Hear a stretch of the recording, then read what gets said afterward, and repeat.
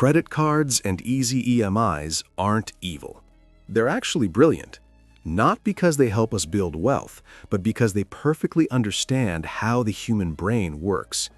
In fact, modern consumer finance is less about money and more about psychology. And once you see how it works, you start noticing why so many intelligent, hard-working people stay financially stressed without ever feeling reckless. Let's start with something familiar.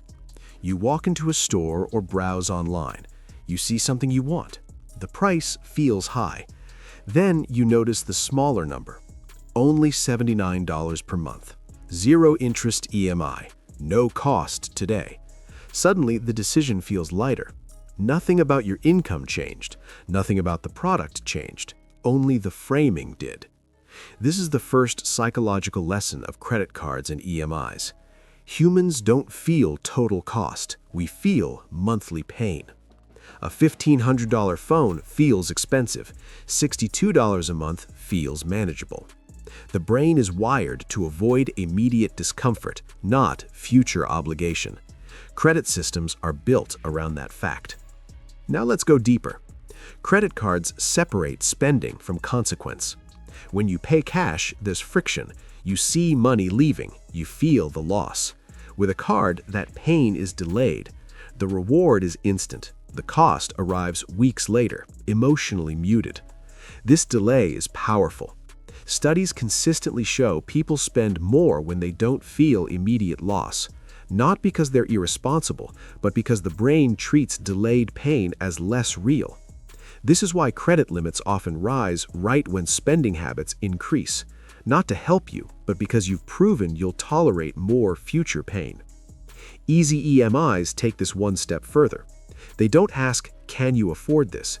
They ask, "Can you survive this monthly?" That's a very low bar. If your income covers the payment, the system considers it affordable. But affordability isn't the same as safety.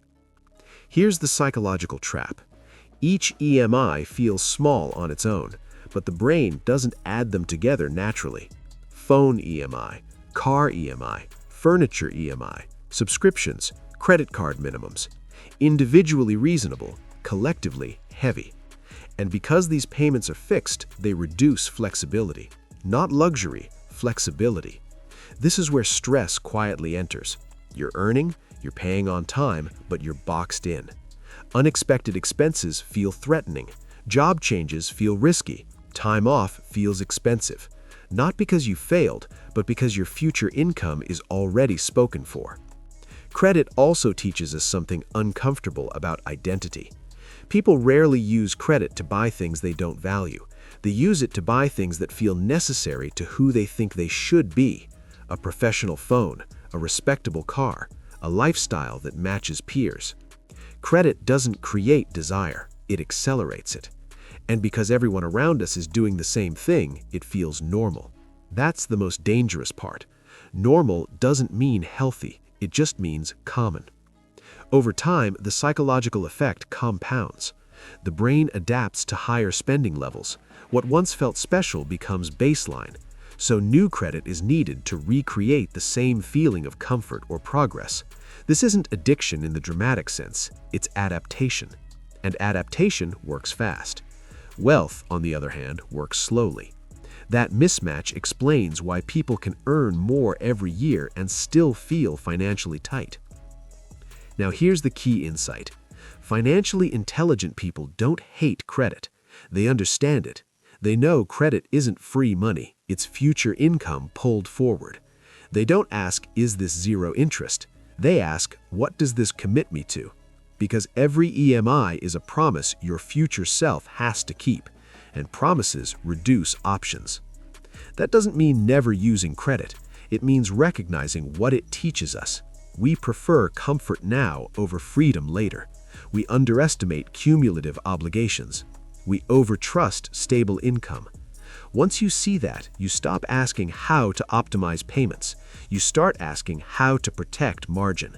Margin is what creates calm. Margin is what creates choice.